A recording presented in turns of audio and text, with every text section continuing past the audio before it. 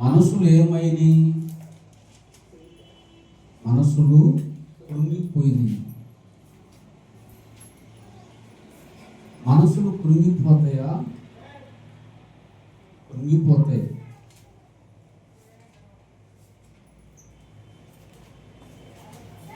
ఎలా కృంగిపోయాయి? ఇక్కడ ఇశ్రాయేలీయులతో చెప్పుచున్న మాట, ఈ మాట మనసులు కృంగిపోయి, వాళ్ళ మనసులు, ఇశ్రాయేలీయుల మనసులు ఎవరిని బట్టి, ఎవరి మాటలను బట్టి? ఆ ఫిలిష్తీయుని మాటలను బట్టి. ఆ ఫిలిష్తీయుడు అనగా ఎవరు? గొలియాతు. వాడే గొలియాతు. వాడు మాట్లాడుతున్నాడు, వదరబోతూ మాటలు మాట్లాడుతున్నాడు, పొగరు పట్టి మాట్లాడుతున్నాడు. వాడు బలాన్ని చూసుకొని, వాడి యుద్ధ నైపుణ్యాన్ని చూసుకొని, వాడి అధికారాన్ని చూసుకొని విర్రవీగుతూ మాట్లాడుతున్నాడు, కించపరుస్తూ మాట్లాడుతున్నాడు, భయపెడుతూ మాట్లాడుతున్నాడు. వాడి మాటలు విన్నప్పుడు ఇశ్రాయేలీయుల మనసులు కృంగిపోయాయి. అప్పుడు దావీదు మాట్లాడుతున్నాడు, ఈ ఫిలిష్తీయుని బట్టి ఎవరి మనస్సును పొంగిపోవడానికి వీల్లేదు.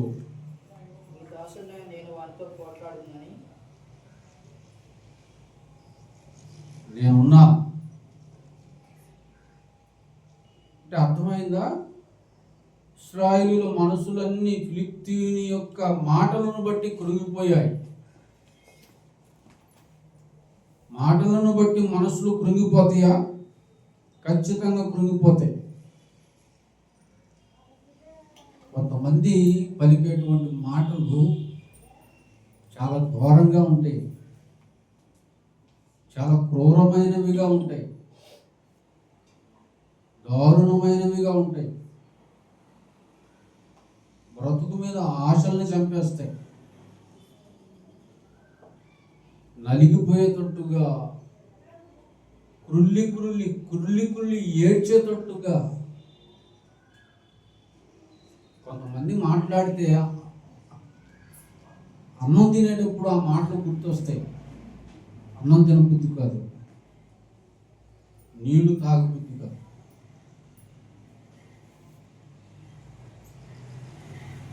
మన బలాన్ని నశింపజేస్తాయి.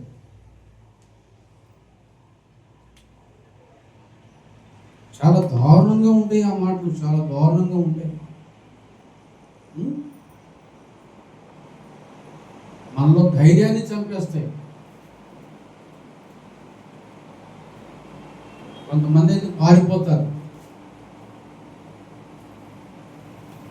మరికొంతమంది అయితే తట్టుకోలేక సెన్సిటివ్ మైండ్ కలిగిన వాళ్ళు ఆత్మహత్య కూడా చేసుకుంటారు. ఇక్కడే ఉన్నాయి అటువంటి మాటలు మాట్లాడేటువంటి వాళ్ళు. అనేకులు ఉంటారు. సహజంగా ఎవరు మాట్లాడతారు అటువంటి మాటలు అంటే పాపులు,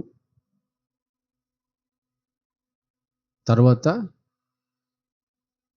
నామకార్థ స్థితితో బ్రతుకుతున్నటువంటి వారు, సత్య జ్ఞానం లేని క్రైస్తవులు కూడా ఇటువంటి మాటలు మాట్లాడతారు. ఏంటి? ఎదుటివారి మనసులను కృంగదీసేటువంటి మాటలు సత్యహీనులు కూడా మాట్లాడతారు. సత్యహీనులు అంటే ఎవరు? సత్యం తెలియనోళ్ళు. ఇక తెలిసిన వాళ్ళు కూడా మాట్లాడుతున్నారు అనుకోండి, ఇక వాళ్ళకి వీళ్ళకి ఏ తేడా ఉండదని గుర్తుపెట్టుకోవాలి. అర్థమైందా ప్రియులారా? దేవుని మాటకు ప్రియులారా,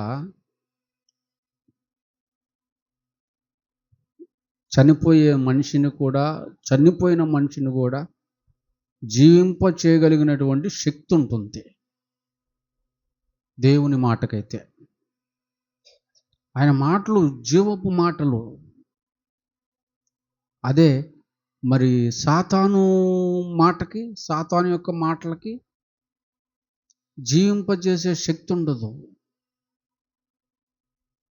మృతులుగా మార్చేస్తాయి సాతాను మాటలు. చంపేస్తాయి సాతాను యొక్క మాటలు. చంపే శక్తి సాతాను మాటకుంది, బ్రతికించే శక్తి దేవుని మాటకుంది.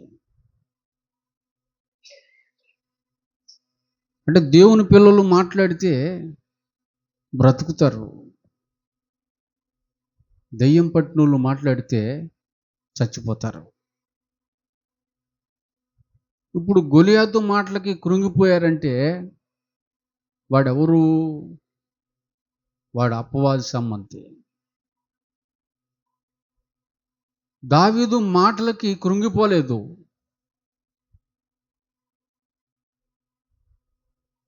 ధైర్యం తెచ్చుకున్నారు. అంటే దావీదు దేవుని సంబంధి, దైవ సంబంధి అని అర్థమైపోతుంది. అలాగే నిజమైనటువంటి క్రైస్తవులు వివేకం కలిగి ఉండాలి. ఏది దేవుని మాట, ఏది దెయ్యం యొక్క మాట అన్నటువంటి వివేకం వాళ్ళు కలిగి సాతాను శక్తిని, అంటే సాతాను యొక్క మాటల్ని కనిపెట్టి ఎప్పుడు ధైర్యంగా ఉండాలా, నిబ్బరంగా ఉండాలా. అదే దావీదు ద్వారా మనం నేర్చుకోవాల్సినటువంటి విషయం. కనుక వాళ్ళ మాటల్ని ఎంత మాత్రం కూడా మనం లక్ష్య పెట్టకూడదు. ఇశ్రాయేలీలు అందరూ లక్ష్య పెట్టారు గనుకనే కృంగిపోయారు. కానీ దావీదు వాడి మాటలను లక్ష్య పెట్టలేదు, అంటే చెవికి ఎక్కించుకోలేదు. అదేందండి, కొంతమంది అపవాది సంబంధులు ఉంటారు, వాళ్ళు చాలా ఓవర్గా అధికంగా మాట్లాడతారు. వాళ్ళ మాటలు వింటే కృంగిపోవటమే, వాళ్ళ మాటలు వింటే పడిపోవటమే, వాళ్ళ మాటలు వింటే తేరుకోలేరు. ఇక వాళ్ళ మాటలు వింటే విశ్వాసం నుంచి తొలగిపోతారు, భక్తిలో నుంచి తొలగిపోతారు, జీవ మార్గంలో నుండి తొలగిస్తాయి వాళ్ళ మాటలు. ఏడగిల్లి వస్తున్నారు వీళ్ళంతా.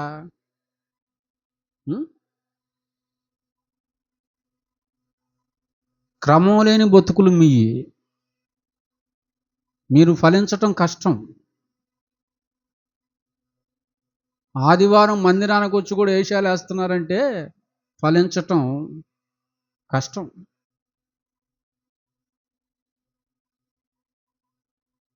కనుక అటువంటి వారి మాటలు నిజమైనటువంటి దేవుని పిల్లలు కనిపెట్టాలి, మెలకు కలిగి ఉండాలి. ఆ మాటలను లక్ష్య పెట్టకూడదు.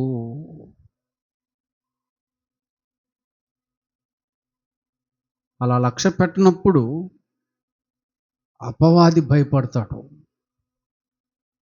అపవాది భయపడటమే కాదు, సిగ్గుపడతాడు.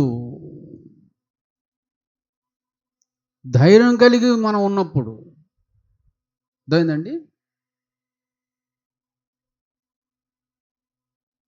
సాతాను దేవుని సంఘ బిడ్డలతో వాడు యుద్ధం చేస్తాడని బైబిల్లో ఉంది. ఎలా యుద్ధం చేస్తాడు వాడు? ఎలా యుద్ధం చేస్తాడు? మాటలతో చేస్తాడు. మాటలతో బలహీనులైనటువంటి విశ్వాసంలో, వాక్యంలో బలహీనులైనటువంటి వారి హృదయాల్లోనికి దూరి వారి ద్వారా మనల్ని బలహీనపరచాలని, మన నిర్ణయంలో నుండి, మన తీర్మానంలో నుండి, మన ఆత్మీయమైనటువంటి జీవితంలో నుండి మనల్ని తప్పించాలని మాటలు మాట్లాడిస్తుంటాడు.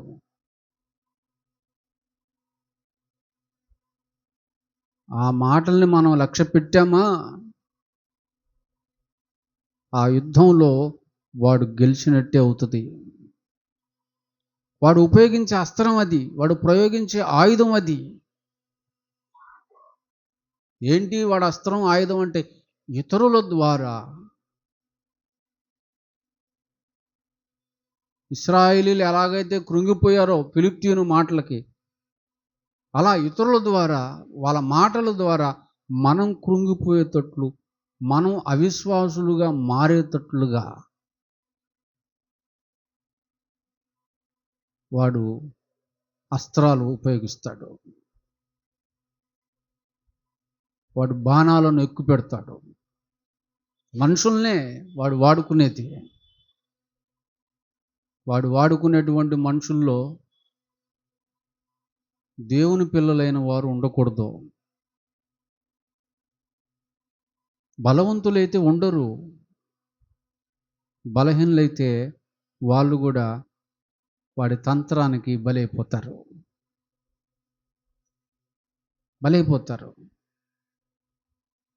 మంచిగా దేవుని కోసం బ్రతికే వాళ్ళని, క్రమంగా సాగేటువంటి వాళ్ళని పాడు చేయాలని, నాశనం చేయాలని,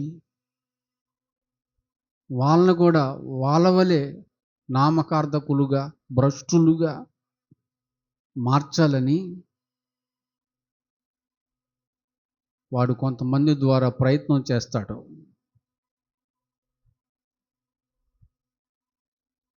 మొదట ఆశలతో ప్రారంభిస్తాడు, చిక్కించుకుంటాడు, గాలానికి చిక్కించుకుంటాడు.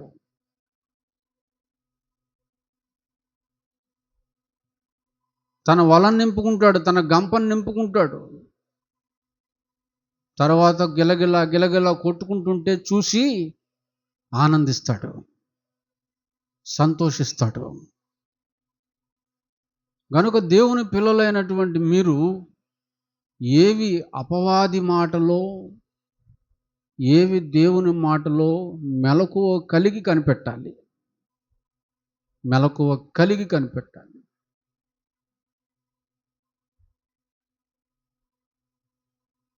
వాళ్ళు చాలా ప్రేమగా పిలుస్తారు.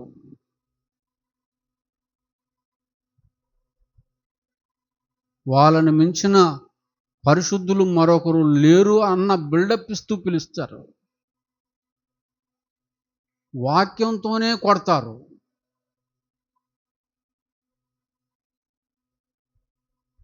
మనం అందరం కలిసిమెలిసి ఉండాలండి అంటారు. మనం అందరం ఒకటిగా ఉండాలి, మనకి భేదాలు ఉండకూడదు. మేము పిలిస్తే మీరు రావాలి, మీరు పిలిస్తే మేము రావాలి అని. మనం పిలిస్తే వాళ్ళు రారు, కానీ వాళ్ళు అలా చెప్తారు. కనుక దేవుని పిల్లలైన వాళ్ళు, సత్య సంబంధులైన వాళ్ళు వాటన్నిటినీ కనిపెట్టాలి. కనిపెట్టి జాగ్రత్త పడాలి. జాగ్రత్త పడకపోతే చిక్కుకుంటారు.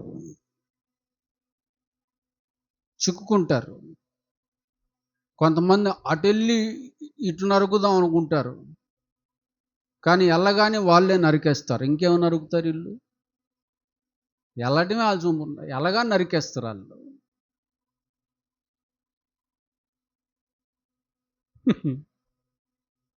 అదేంటండి, ఎవరినో తేవాలి అటు వెళ్ళి అనుకుంటారు, కానీ వీళ్ళు అటు వెళ్ళి ఇక్కడ ఉన్న వాళ్ళని కూడా లాగేస్తారు. ఎందుకు? వీళ్ళ దెబ్బకి వాళ్ళు మారటం కాదు, వాళ్ళ మాటల గారడి దెబ్బకి వీళ్ళు మారిపోతారు.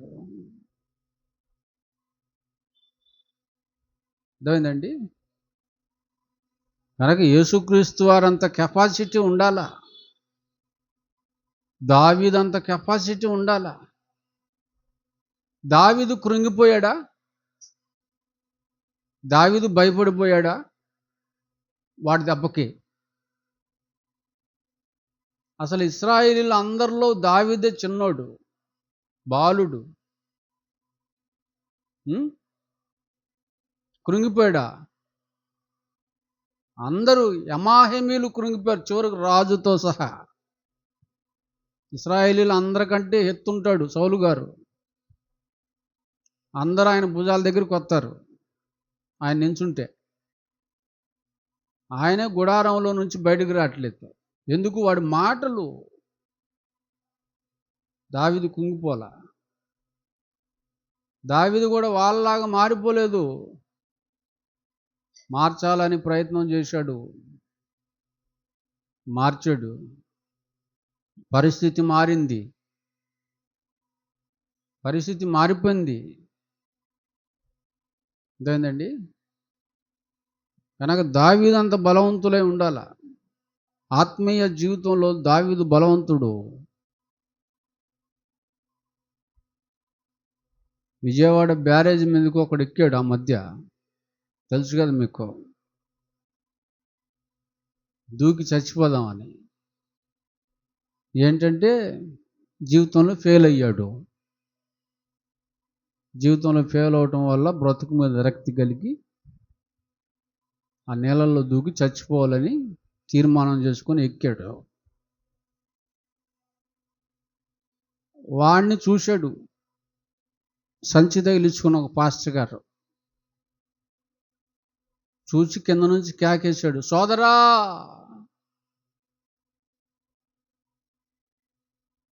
అది తగదు, వద్దు, చచ్చేం సాధిస్తావు, ఏదైనా బ్రతికి పోరాడాలి, పోరాడితే గెలుస్తాం, ఓడిపోం. నువ్వు పుట్టిందెందుకు? ఇలా పోటానుక? వాటికి భయపడతావా, వీటికి భయపడతావా, ప్రాణాల మీదకి తెచ్చుకుంటావా? వద్దొద్దు, నీకు చాలా భవిష్యత్తు ఉంది. ఆయన నీకు అంత కష్టమే వచ్చింది, నీకంటే ఎన్నో కష్టాల్లో ఉన్నోళ్ళు ఉన్నారు. చావాలనుకుంటే ఎవరు భూమి మీద ఉండరు అని కింద నుంచి అరుస్తుంటే వాడికి కొన్ని వినబడి కొన్ని వినబడక, నేను ఎందుకు చావాలనుకుంటున్నానో చెప్తాను, పైకి రమ్మన్నాడు పాస్టర్ గారిని. పాపం పాస్టర్ గారు కష్టపడి పైకి ఎక్కాడు. ఒక ఆత్మని రక్షణలోకి తేవాలి, కాపాడాలని పైకి ఎక్కాడు. పాస్టర్ గారంటే 100 మందికి చెప్పిపోవటం.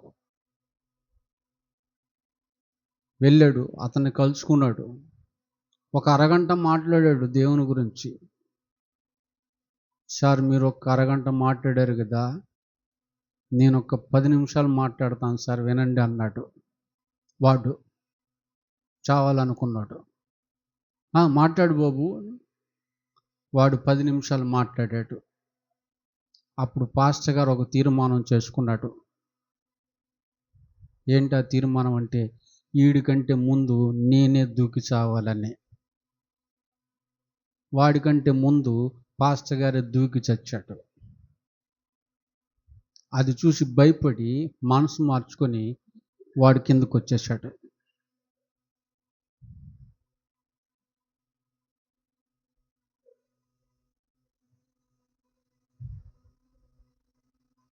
వాడు ఒక తీర్మానం చేసుకున్నాడు, జీవితంలో ఆత్మహత్య చేసుకోకూడదని. దేవుడు చంపినప్పుడు సద్దాం అనుకున్నాడు. కనుక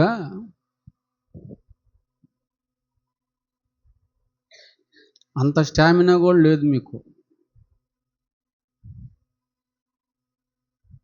భక్తుల ముసుగులేసుకున్న భ్రష్టులు పిలుస్తారు, రండి రండి రండి దయచేయండి అని. మార్చేద్దాం, అటునుంచి నరుకొద్దాం ఇటునుంచి నరుకొద్దాం అంటే ఏ ఉండదు.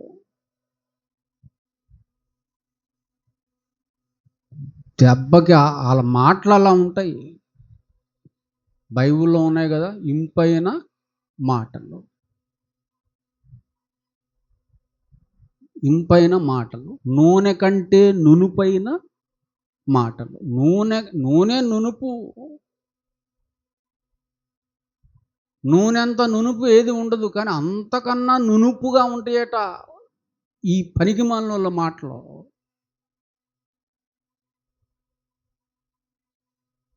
చెడగొట్టే మాటలు, పడగొట్టే మాటలు, నాశనం చేసే మాటలు, భ్రష్టులుగా మార్చే మాటలు, దేవుని పిల్లల్ని దెయ్యం పిల్లలుగా చేసేస్తారు.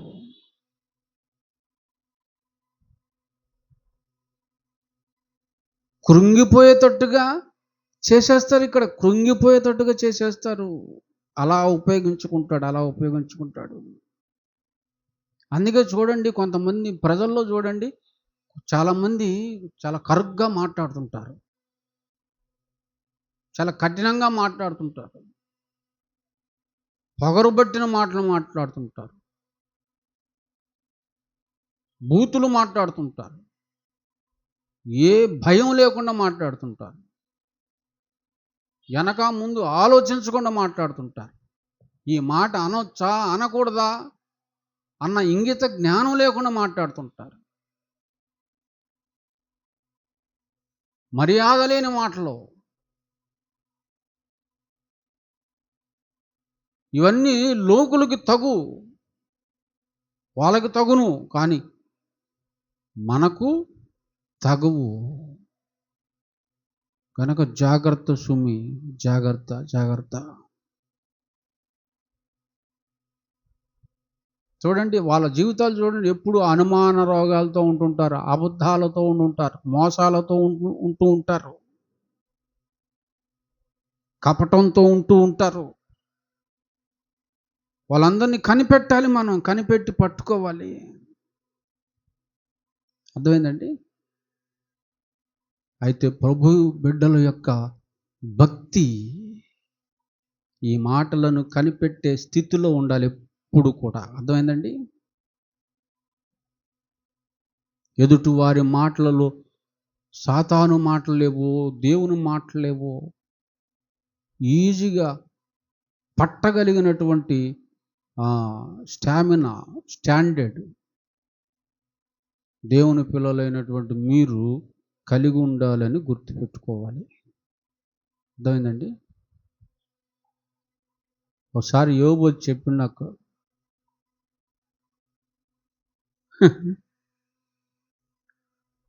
యోబు అయిపోయినా కోర్సులు అయిపోవచ్చినాయండి, త్వరగా కానీ నువ్వే నెక్స్ట్ మాకు కోఆర్డినేటర్ అంటున్నాడంట.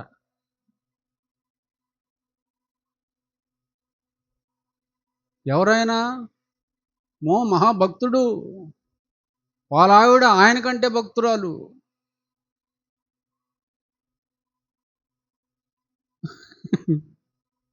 నేను దావీదులు అంటాడు కనుక నాకు ఏ పోస్ట్ వద్దండి అన్నాడంట. ఎందుకు? రాజులకు రాజు, ప్రభువులకు ప్రభువే యేసుకుమార్ ఇందా చదివిచ్చాడు. ఏం గడిగాడు? కాళ్ళు, నాకు అజ్జాలు, ఆ పోస్టు చాలు అన్నాడు యోబు. చపలు కొట్టండి, పాపం అమాయకంగా చూస్తున్నాడు. ఇంకా చాలామంది ఉన్నారు, వాళ్ళందరూ దేవుని దృష్టిలో బలవంతులు.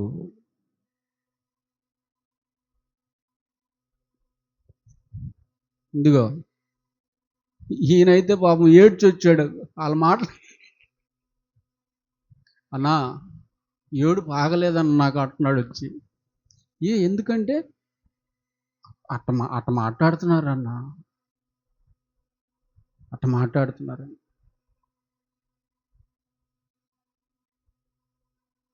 కానీ వాళ్ళ మాటలతో ఏకీపించలేదు బలవంతుడు.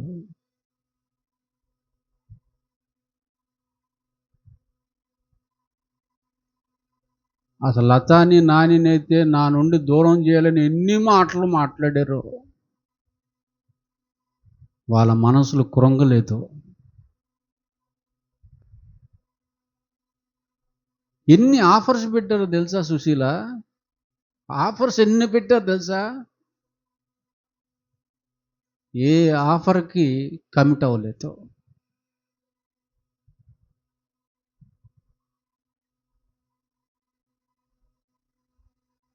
ఏ బహుమానానికి బిలాములాగా బలవలేదు. ఆకాను తత్వం లేదు నా పిల్లల్లో. గెహజీ మనసు లేదు నా పిల్లలకి. అబ్రహాం అన్నాడు, పూచిక పుల్ల కూడా నాకు అవసరం లేదు. పట్టుకుపో, తీసుకుపో, మొత్తం పట్టు తీసుకుపో.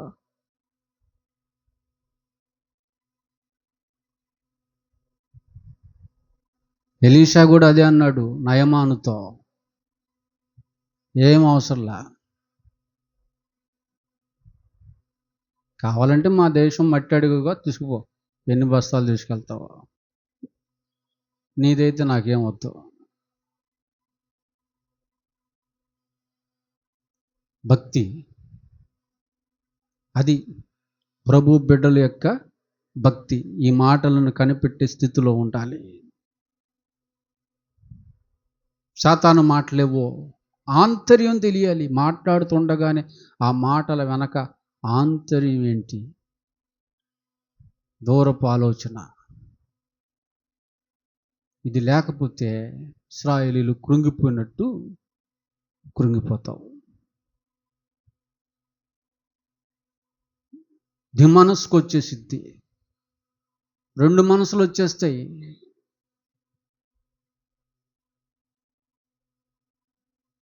ఊగిసలాడుతూ ఉంటావు, ఇక ఎటు తోచని స్థితికి వెళ్ళిపోతావు.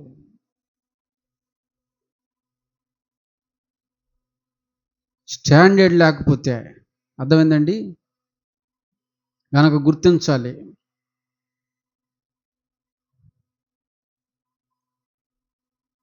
ప్రభువు మత్తయి సువార్త 16:23 సాతాను ప్రేరణతో మాట్లాడుతున్నాడు. పేతురుని గద్దించాడు చూడండి అక్కడ. అయితే ఆయన పేతురు గారి వైపు తిరిగి, సాతానా, నా వెనుకకు పొమ్ము. ఎందుకు ఆగింది? నీవు ఎట్లా ఉన్నావు, నాకు అభ్యంతర కారణముగా ఉన్నావు. నువ్వు మనుషుల సంగతుల్ని తలంచుకుంటున్నావు కానీ దేవుని సంగతులను తలంపక ఉన్నావని పేతురుతో చెప్పెను.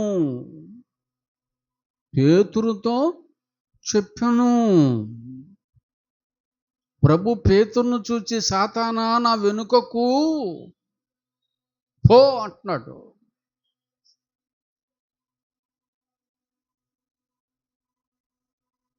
అంటే సాతాను పడితే అగ్రగణ్యుడైన శిష్యుడు ఏం మాట్లాడుతున్నాడు, ఏం మాట్లాడుతున్నాడో ఆయనకే తెలియకుండా మాట్లాడుతున్నాడు. అవునా కదా? దీన్ని బాగా ధ్యానం చేయండి. పేతురు మాట్లాడుతున్నటువంటి మాటల్ని ధ్యానం చేయండి బాగా. ఏం మాట్లాడుతున్నావు పేతురు? ఏం మళ్ళీ చదవండి. సాతానా నా వెనుకకు పొమ్ము.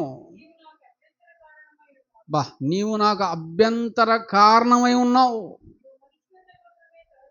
నువ్వు మనుషుల సంగతులు తలంచుచున్నావు. మనుషుల సంగతులు ఏంటి? ఎప్పుడు పోస్టుల గురించి ఆలోచనలే.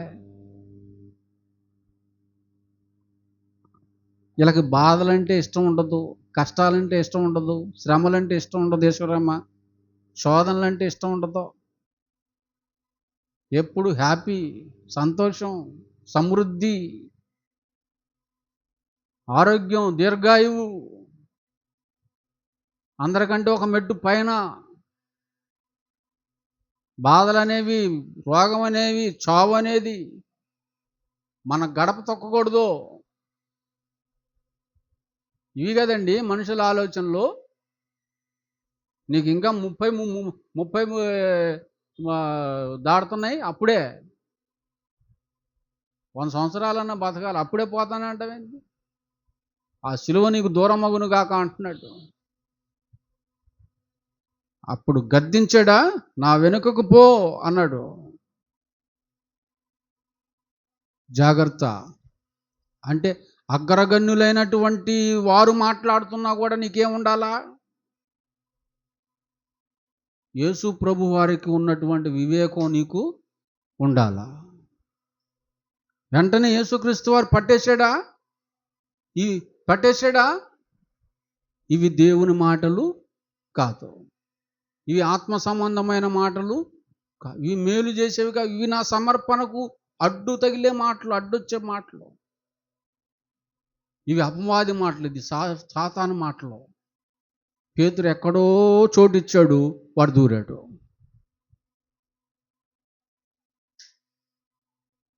ఏంటి పేతురు, ఆయన స్టాండర్డ్ ఏంటి?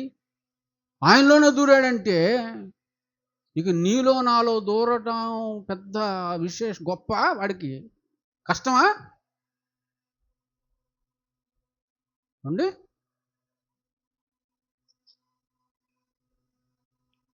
యేసు ప్రభువు కనిపెట్టి గద్దించాడు. అలా కనిపెట్టి గద్దించటం అంటే అర్థం ఏంటి? గద్దించటం అంటే అర్థం ఏంటి? అట్ట నిద్రపోవటం. గద్దించటం అంటే రాసుకోండి, బుద్ధి చెప్పటం. బుద్ధి చెప్పాడు. కనుక ఎవరైనా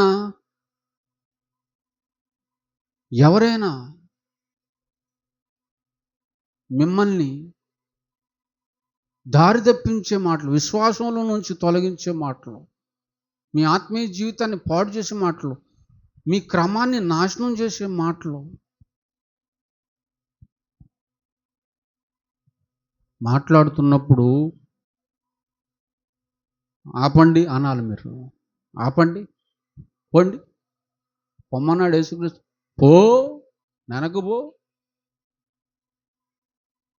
నోరు మూసుకోండి, ఏం మాట్లాడుతున్నారు మీరు? నోరు మొయ్. నీ మాటలు వినేవాళ్ళు వేరే ఉన్నారు, వాళ్ళకి చెప్పుకో, వింటారు పోయి. మేమేనాం అట్లాంటి మాటలు వింటేనే మాలో ఉన్న పరిశుద్ధాత్ముడు బాధపడతాడు, దుఃఖపడతాడు. పోండి, ఓ అంతే. కొంతమంది వాళ్ళ గురించి వీళ్ళ గురించి చెప్తున్నప్పుడు పరిశుద్ధాత్ముడు, నాలో ఉన్న పరిశుద్ధాత్ముడు చాలా వేదన పడుతుంటాడు, బాధపడుతుంటాడు. నాకు అర్థమైపోయి చెప్పేస్తా, బ్రదర్ మాట్లాడకండి, ఇక నాలో ఉన్న పరిశుద్ధాత్ముడు వెళ్ళిపోతున్నాడు బయటికి అన్న ఫీల్ కలుగుతుంది నాకు. ఆపేయక ఎందుకు వాళ్ళ గురించి వీళ్ళ గురించి? నీ గురించి ఏదైనా ఉంటే చెప్పుకో. అట్నే స్త్రీ మాట్లాడిన అట్నే ఉండాలా? ఎందుకమ్మా, ఎందుకు నీకు? నీది నువ్వు చూసుకోక. మనం బాగున్నాం, మన బతుకులు బాగున్నాయా? ఇప్పుడు యేసుక్రీస్తు వారు వస్తే వెళ్తామా? సిద్ధమేనా? అంత పర్ఫెక్ట్గా ఉన్నాం 100%. మరి అది చూసుకోకుండా, అది ఆలోచించకుండా ఎందుకు ప్రభు బాధపడే మాటలు? అదే నా ప్రభు మనసు అని గద్దించి బుద్ధి చెప్పి వెళ్ళగొట్టే స్థితిలో యేసుక్రీస్తు వారు ఉన్నాడు. మీరు కూడా ఉండాలి. అర్థమైందండి? లేకపోతే దెబ్బలో పడతారు. దెబ్బలో పడ్డారు చాలామంది.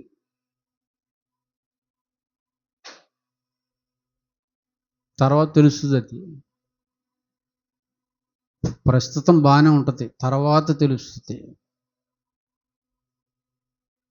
ప్రస్తుతం ఆహా ఓహో అన్నట్టుంటుంది, తర్వాత వామ్మో వాయో అంటారు.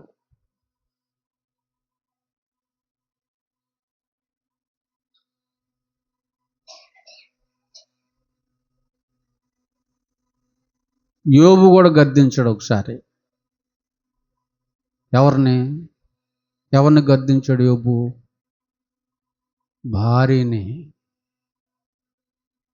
భార్యని గద్దించాడు.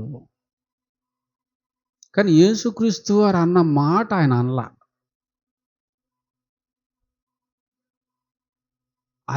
అది అనలేదు, కానీ గద్దించటం మాత్రం గద్దించాడు. యేసుప్రభు వారైతే డైరెక్ట్ కొట్టిపడేశాడు, సాతానా నా వెనుకకు పొమ్ము అని. కానీ ఈయన మూర్ఖురాలు మాట్లాడినట్టు మాట్లాడుతున్నావు.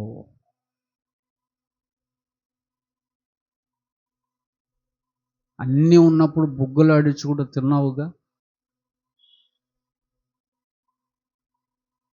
ఏదో మన టైం బాగోక దేవుడు మనల్ని పరీక్షిస్తున్నాడు గనక ఈ కష్టం వచ్చింది, ఈ శోధన వచ్చింది. అందుకని ఆయన దూషించి నన్ను చచ్చిపోమంటావా? మూర్ఖురాలు మాట్లాడినట్టు మాట్లాడుతున్నావు అంటే దేవుని నామాన్ని దూషించేటట్లుగా, ఆయన నామం దూషణ పాలయ్యేటట్లుగా భార్య చేస్తుంది.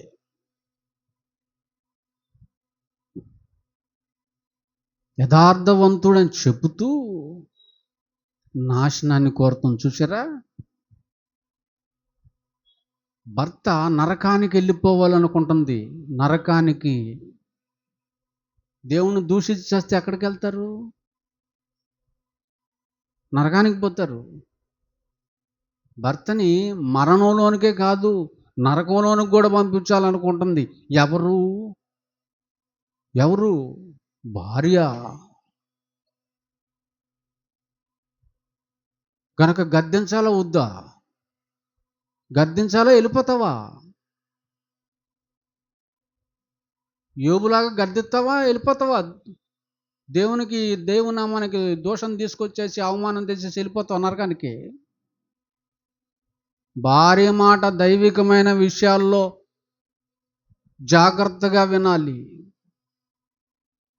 భార్య మాటలను మెలకు కలిగి కనిపెట్టాలి. ఎందుకు? నీ అంత బలవంతురాలు కాదు నీ భార్య. ఆమె మిక్కిలి బలహీనమైన ఘటం. ఎంతమంది గుర్తం చేస్తండి ఈ మాట? మగవాళ్ళు ఎత్తంటారా? భార్య మిక్కిలి బలహీనమైన ఘటము చేత్తరే. ఏం తెలీదు, ఎవరికి తెలియదు వాక్యం.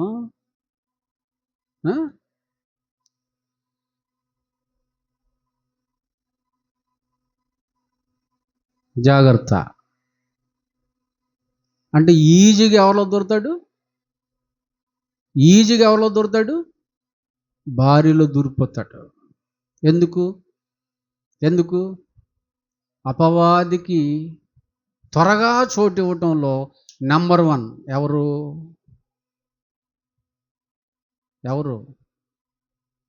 భార్య.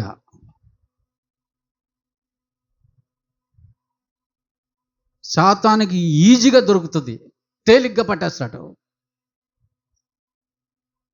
సింపుల్గా కష్టపడ్డాడు, సింపుల్గా పట్టేస్తాడు. అపవాది మాటను నెరవేర్చే విషయంలో ఉన్నంత అత్యాశక్తి దేవుని మాట నెరవేర్చడం పక్కన పెట్టు, వినటంలో చూపుతావు. అపవాది ఆజ్ఞను పాటించినంతగా దేవుని ఆజ్ఞను పాటించదు, అసలు లెక్క కూడా చేయతో. ఆదివారమా ఇది ముఖ్యమా అది ముఖ్యమా?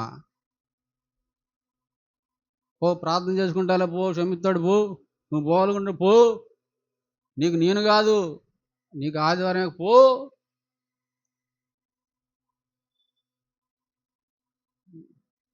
భయంకర్రాలు, ఏ కాడికి వెనక్కి లాగుతుంది తప్ప ముందుకు నెట్టతో వెళ్ళనివ్వదు. వెళ్ళినా ప్రశాంతంగా కూర్చొని వాక్యం విననీయద్దు. ఆ ఫోన్లన్నీ బల్ల మీద పెట్టమన్నానికి సరిపోయింది, లేకపోతే మీ కాన్సన్ట్రేషన్ అంతా ఫోన్ల మీదే ఉంటుంది. ఏ మెసేజ్ వస్తుంది, ఏ ఫోన్ వస్తుంది.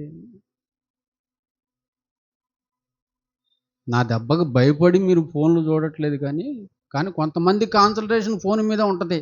అబ్బా స్టార్ట్ చేశాడు ఆయన సోది అన్నట్టుకుంటారు. అట్టాటి వాళ్ళకి నిద్ర వస్తుంది. ఏయ్ నోరు తెరిచామంటే పొడుస్తా.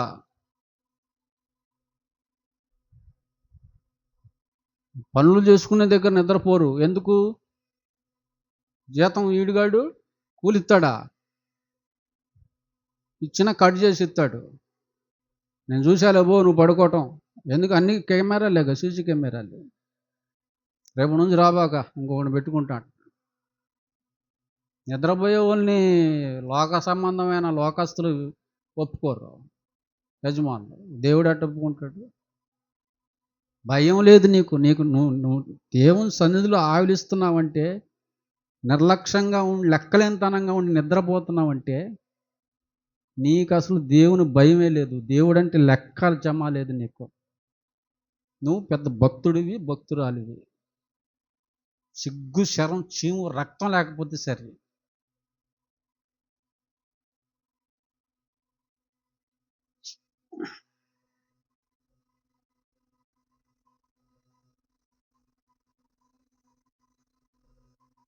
కొర్రమీనులు చేపలు తెచ్చి వండి పెడతా, నిద్రపోతా, తింటారా?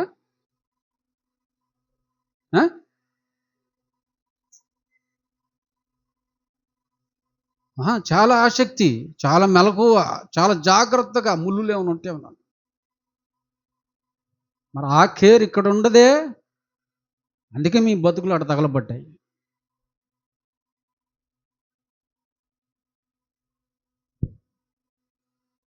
ఈరోజు సాయంత్రం ప్రార్థన కూడా లేదు, 3ంటికి ముగిస్తా.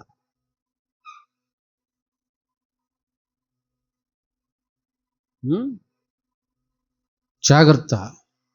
యోబు ఏం చేశాడు? మూర్ఖురాలు మాట్లాడినట్టు మాట్లాడుతున్నది, పిచ్చి పిచ్చుకుందా? పనికి మాలి తొక్క తీస్తాడు దేవుడు నీకు.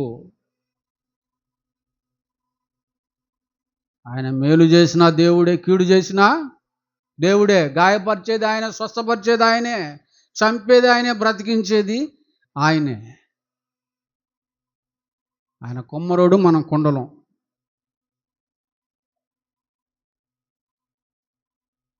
ఆయనే చేసుకుంటాడు, ఆయనే కాల్చుకుంటాడు. పనికొస్తే ఉంచుకుంటాడు, పనికిరాదు పగలగొడతాడు. చేశాడు ఆయన, సర్వహక్కు ఆయనకుంటుంది.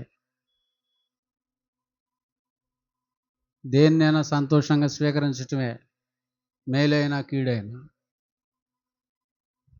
భక్తి మారదు, యథార్థత మారదు, విశ్వాసం మారదు, పరిశుద్ధత మారదు, తీర్మానం మారదు, నియమ నిబంధనలు మారవు, ఆజ్ఞలను అతిక్రమించేది లేదో. స్టాండర్డ్. స్టాండర్డ్ అది ఉండాలి ప్రియులారా. యోబు గ్రంథం 2:10 అందుకతడు మూర్ఖురాలు మాట్లాడినట్లు నీవు మాట్లాడుచున్నావు. మనము అనుభవించుదుమా? కీడు అనుభవింప తగదా? ఈ సంగతులలో ఏ విషయంలో కూడా యోబు మాటలు వచ్చింది చూసారా, మాటల్లోనే తప్పిపోయేది. మాటల్లోనే తప్పిపోతారు, కానీ నోటి మాటల్లో తప్పిపోలేదు ఎవరో? యోబు. తప్పిపోయావా పాపివే నువ్వు? నోటి మాటలతోనైనా నువ్వు యోబు పాపము చేయలేదు అని ఆమె వెనకమాల ఉన్న సాతానును గద్దించాడు. పేతురులో ఉన్న సాతానును యేసుక్రీస్తు వారు గద్దించినట్టు యోబు తన భార్య వెనక ఉండి మాట్లాడిస్తున్నాడు వాడు భార్య చేత. వెనక గమనించండి, భార్యలు మాట్లాడుతుంటారు. ఒక్కోసారి వెనక దేవుడు ఉన్నాడో దెయ్యం ఉన్నాడో అర్థం కావాల భర్తలకి. భర్త మాట్లాడుతుంటాడు, ఒకసారి దేవుడు ఉన్నాడా దెయ్యం ఉందా కనిపెట్టాలా. ఇరుగు పొరుగోళ్ళు, బంధువులు, స్నేహితులు, నామకార్థ స్థితిలో ఉన్నోళ్ళు, భక్తుల వేషం వేసుకున్న భ్రష్టులు మాట్లాడుతుంటారు. వెనక అపవాది ఉంటాడని గుర్తుపెట్టుకోండి. దేవుడు ఉన్నాడా అపవాది ఉన్నాడా? యోబు పట్టేశాడు, యేసుక్రీస్తు వారు పట్టేశాడు, నెహెమ్యా పట్టేశాడు, హిజ్కియా పట్టేశాడు. వాళ్ళ చరిత్రలు చదవండి.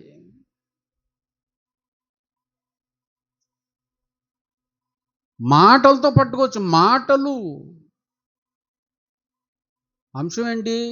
దేవుని నోరు. దేవుని నోరు కలిగిన వాళ్ళు పట్టేయాలి. ప్రభు రాకడకు ఎత్తబడాలంటే ఇటువంటి భక్తిని మనం ఎప్పటికీ కలిగి ఉండాలని గుర్తుపెట్టుకోవాలి ప్రియులారా, గుర్తుపెట్టుకోవాలి.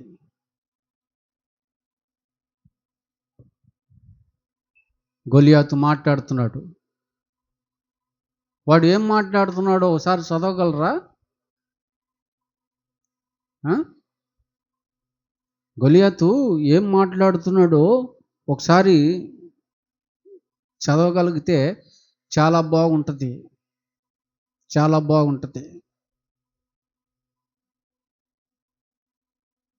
యోబు సాతానుని తరిమి కొట్టాడు.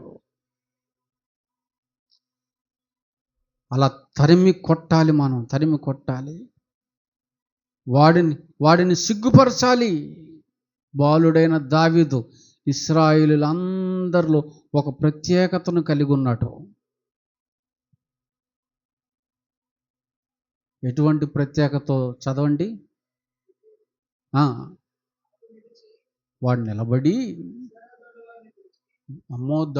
దండు మొత్తాన్ని పిలిచాడంట.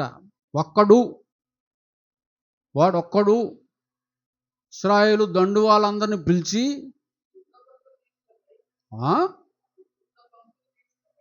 యుద్ధ పంక్తులు తీర్చుటకై మీరెందుకు బయలుదేరి వచ్చారు? నేను ఫిలిష్తీయుణ్ణి కాదా? మీరు సౌలుకి దాసులు కాదా? మీకంత సీన్ లేదు, కానీ మీ తరపున ఒకడిని ఏర్పరచుకొని అతను నా దగ్గరికి పంపండి, మేమిద్దరం కొట్టుకుంటాం. అతను కనుక నన్ను చంపితే మేము దాసులం అవుతాం. నేను అతన్ని జయిస్తా. చంపేసాను అనుకో, మీరు దాసులు అయిపోతారు. ఇక వాళ్ళు ఏం పని చేస్తారో అది మీరు చేయాలా. ఈ దినాన నేను ఇశ్రాయేలీయుల సైన్యములను తిరస్కరిస్తున్నానంటే ఏం లెక్క చేయట్లేదు వాడు. మీరు ఒకరిని నియమిస్తే మేము పోట్లాడుకుంటాం.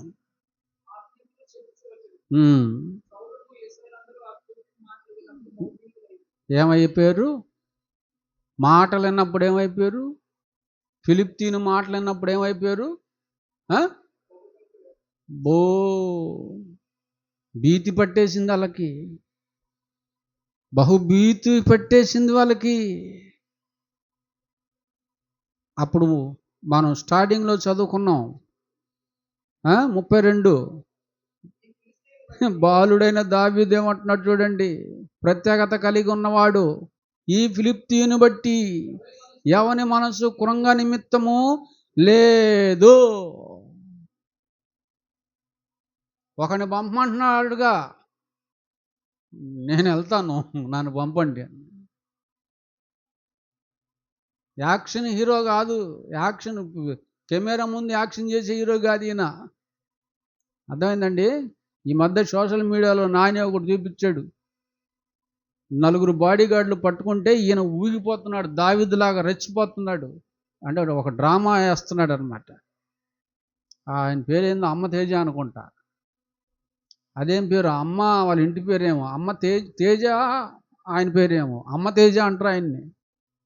పాపం ఏ ఊరు వెళ్ళినా రానిట్లేదు ఈ మధ్య, పాలకొల్లు తరిమేశారు రానియకుండా. ఏమండి? అటు నటుడు కాదు, రియలు. సౌలు దగ్గరికి వెళ్ళిపోయాడు, ఆడు యుద్ధానికి వెళ్తాను, ఆడు ఒకటి పంపమంటున్నాడుగా, ఎవరన్నా ఉన్నారా? ఎవరు లేరు బాబు, మరి నేను వెళ్తాను, నన్ను పంపు. వామ్మోను బాలుడివి, వాడు యుద్ధ నైపుణ్యం కలిగినోడు. దావీదుకి యుద్ధం వచ్చా? రాదండి, యుద్ధాలు నేర్చుకోలేదు దావీదు. గొప్ప చదువులేమో చదువుకున్నాడా? గొప్ప చదువులు కూడా దావీదు చదువుకోలేదు.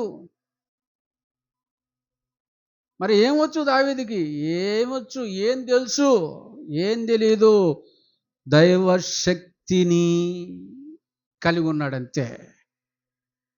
దైవశక్తిని, దైవ నియమాలను తనలో, తన హృదయంలో, తన మనసులో కలిగి ఉన్నాడంతే. వద్దొద్దు, నేను పంపలేనంటే నువ్వేం భయపడకు, నన్ను పంపు, నేను వేసేస్తాను వాడిని. ఆడినట్టేస్తావయ్యా, సింహం కంటే బలవంతుడా వాడు? ఆ సింహం కంటే బలవంతుడేం కాదు. మరి సింహాన్ని చంపాను నేను. నువ్వు చంపావు సింహాన్ని? చంపాను, విచారం చేసుకోండి. అరే దావీదు సింహాన్ని చంపాడు, విచారం చేయండి. అవునయ్యా చంపాడు, గొర్రెపిల్లను కాపాడాడు. రాజా ఎలుగుబంటిని కూడా చంపా. అరే ఎలుగుబంటిని కూడా చంపాడు అంటారా? నిజమేనా?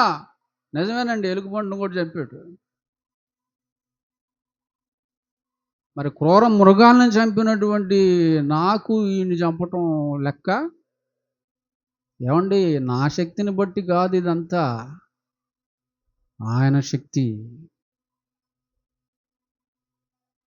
యుద్ధ వస్త్రాలన్నీ వేస్తే నడవలేకపోతున్నాడు, అలవాట్లేదు కదండి. ఏమండి, ఇవన్నీ మనకు సెట్ అవ్వని అవి మొత్తం అక్కడే ఇప్పి పడేసి క్యాట్ బాల్ తీసుకొని వచ్చాడు. రాయి పెట్టు కొడితే దెబ్బ పడ్డాడు వాడు. పరిగెత్తుకుంటూ వెళ్ళి నరికి పడేసాడండి. నరికి పడేసాడు. వాడు తలకాయ తీసుకొస్తే పిల్లనిచ్చి పెళ్లి చేస్తానన్నాడు. ఎవరు? పుసుక్కున సౌలు తల తెచ్చి ఇచ్చి పిల్లని రెడీ చేయి అన్నాడు. మరి ఈయనకంటే వీరుడు దొరుకుతాడేంటి? పిల్లని రెడీ చేయి. అదేంటండి, వాడిని చూసి భయపడ్డాడండి. వాడు 6 మూరల జానుడు. వాడు బల్యాన్ని ఒకడు మొయ్యాల, వాడు ఈటిని చాలా బలశాలి, ఎక్కడ భయపడలేదు. వాడి మాటలు ఎక్కడ కూడా దావీదుని కృంగతీయలేదు. తన అంతరాత్మలో పవిత్రతను కలిగినటువంటి వ్యక్తి అలా ఉంటాడు. ఆ వ్యక్తిలో దేవుడు ఉంటాడు, దైవ శక్తి ఉంటుంది. అర్థమైందా ప్రియులారా? విశ్వాసాన్ని, ధైర్యాన్ని నింపుకున్నటువంటి వ్యక్తి, దైవ ధ్యానం కలిగినటువంటి వ్యక్తి, దైవ భక్తిని సాధకము చేసినటువంటి వ్యక్తి, సాధన చేసినటువంటి వ్యక్తి. అందుకే అందరిలాగా ఆయన మనస్సు కృంగిపోలేదు.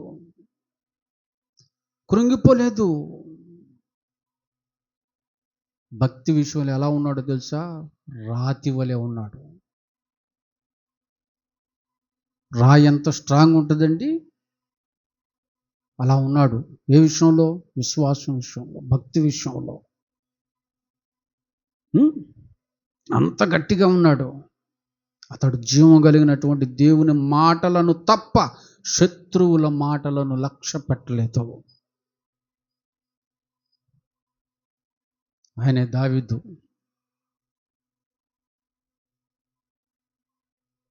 నువ్వు ఒక దావీదు కావాలంటే ఈ లక్షణాలు నీలోనికి రావాలి. శత్రువులు ఎటువంటి వాళ్ళైనా సరే వారి మాటల్ని, వాళ్ళ బెదిరింపుల్ని లక్ష్య పెట్టలేదు. అసలు వాళ్ళని జ్ఞాపకమే చేసుకోలేదు, లెక్క చేయలేదు. దావీదు యొక్క జయకరమైనటువంటి జీవితపు రహస్యం ఇదే. సీక్రెట్ అండి, ఇదే ఆయన సీక్రెట్. అర్థమైందంట? ఏ రాజ్యం మీద కన్నా వెళ్ళాలనుకోండి, వాళ్ళ కెపాసిటీ అంతా ఆలోచించడం, వాళ్ళ యుద్ధ నైపుణ్యం ఎంత, వాళ్ళ రాజ్యం ఎంత, వాళ్ళ ఆయుధాలు ఎంత, వాళ్ళు ఎటువంటి వాళ్ళు, వెళ్తే గెలవగలమా లేదా, మనకంటే బలహీనులా బలవంతులా, ఏమి ఆలోచించడు. వీటిని గూర్చినటువంటి విచారణే చేయడు. ఒకే ఒక్క విచారం చేస్తాడు, దేవుని దగ్గరికి వెళ్ళి వెళ్ళమంటావా వద్దా?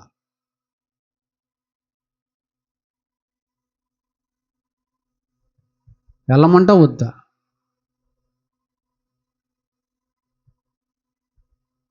ఎల్లు అన్నాడు అనుకో, అది ఎంత పెద్ద అగ్రరాజ్యమైనా వెళ్ళిపోతాడు. వద్దంటే అవుతాడు, అంతే. దేవుని దగ్గర తప్ప ఎక్కడ కూడా ఆయన విచారణ చేసినటువంటి దాఖలాలు కనిపించు ప్రియులారా. దేవుని వద్దనే విచారం చేస్తాడు. దేవుని నుండి మాట తీసుకొని ఇక బయలుదేరతాడు, అంతే. జయించి వస్తాడు. జయమే, అపజయం ఉండదు. అతడు చేసే యుద్ధ ప్రమాణాలు అన్నిట్లో ఒక్క మాటను వాడతాడండి యుద్ధానికి ముందు. ఏందయ్యా అంత పెద్ద దేశం మీద, అంత పెద్ద బలవంతుల మీద యుద్ధానికి బయలుదేరావంటే, యుద్ధము యెహోవాదే.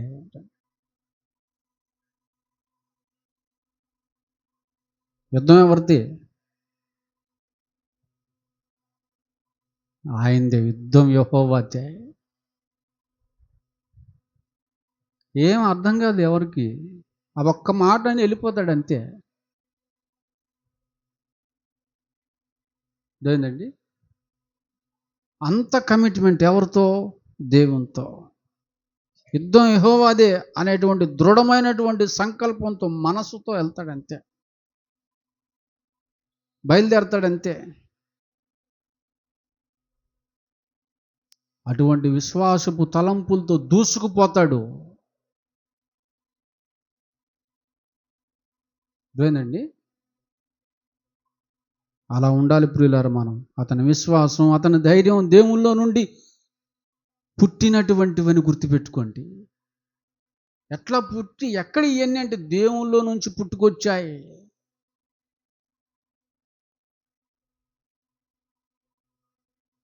ఆ స్థితిలో నువ్వు రావాలి, ఆ స్థితికి నువ్వు రావాలి. గనుక అధైర్యపడేటువంటి పరిస్థితి అతనికి లేదు, మనకు కూడా ఉండకూడదు. కనుక మనం అందరం ఈ విధానాన్ని అవలంబించినటువంటి వారి జీవితం అంతా విజయాలే కలుగుతాయి, అంతే. జయం కలుగుతుంది జీవితం అంతా. అపవాది దగ్గర ఓడిపోవు. అర్థమైందండి? అది కనుక ఎవరి విషయంలో కూడా, ఎట్టి పరిస్థితుల్లో కూడా మీ మనసు కృంగిపోకూడదు. దేవుని మాటల్ని ఎల్లప్పుడూ దావీదులాగా ధ్యానం చేసేవారిగా మీరున్నప్పుడు ఇవి నెరవేరుతాయి. అర్థమైందండి? కళ్ళు మూసుకుంటే